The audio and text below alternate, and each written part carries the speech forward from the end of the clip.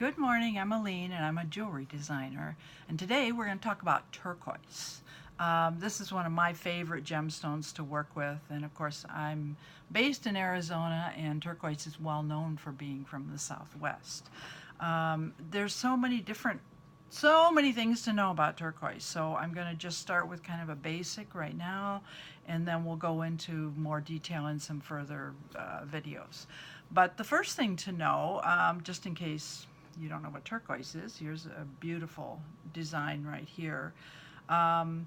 Turquoise got its name, it actually means turquoise stone, and excuse me, Turkish stone. And so you'd think, well, it comes from Turkey. Well, no, absolutely not. The original turquoise came from Persia, which is today Iran.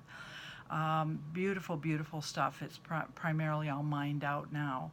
So what happened was the Turkish traders were the ones who brought the turquoise stones into Europe, into Italy, into some of the bazaars, into their little booths. And so it just became known as Turkish stone because the Turkish people were the ones that brought it to them. So anyway, just some little known fact. The turquoise is primarily mined in a lot of the southwest U.S., and that includes, of course, Arizona. It includes northern Mexico as well, New Mexico, Nevada, Colorado. Those are primarily the places where you're going to find it. And also China has some mines, and as I mentioned, Persia or Iran. However, a lot of the really good mines, even here in Arizona and Nevada, are pretty much mined out as far as the really good stones go. So I was kind of lucky early on because I was acquainted with a gentleman who actually not mined, but actually took the rough stone that someone had mined here from a lot of the mines in Arizona back in the 50s and 60s.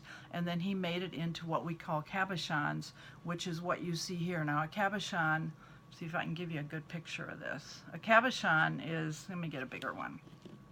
It's got a flat bottom to it, like you see here. And the reason for that is then I can easily make it into some gems and some nice jewelry pieces. So he was able to get a lot of the really good turquoise before the mines were kind of mined out, so to speak.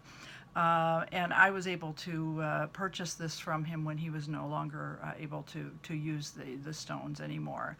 And he has since passed on. And I am the recipient of all this beautiful turquoise. So what I wanted to show you just basically was some of the different types. Now what you see here is, see how shiny this one is and clear? This is actually from a mine called the Sleeping Beauty Turquoise Mine, and actually the piece on here as well. This is from the Sleeping Beauty mine. They're just well known worldwide for their beautiful, beautiful jewelry. And while there is still some mining going on there, it's primarily the good stuff is gone. I guess that's the best way to put it. Now, the other way you see a lot of turquoise is with these kind of inclusions in it. They call them spider webs. Now, a lot of this depends on the mine, but a lot of this comes from some of the Nevada mines, and even like Bisbee and some of those areas, which is in northern Arizona, just in case you're not familiar with the area. So that gives you kind of just a quick overview of turquoise. The other thing I wanted to point out was that the Native Americans, of course, revered turquoise. They used it, some of them used it with coral. Now what's interesting about this is, where do they get the coral?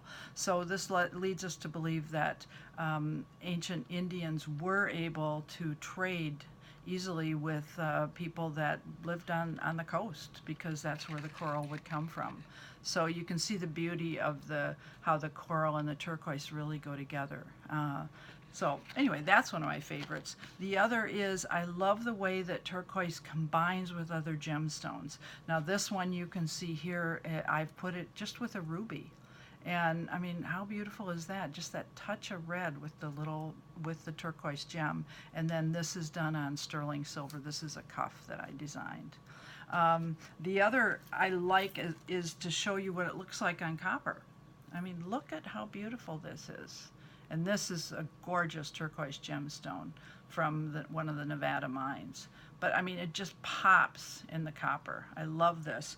And the other, this is what you wouldn't necessarily think of, but look at how beautiful it is with amethyst.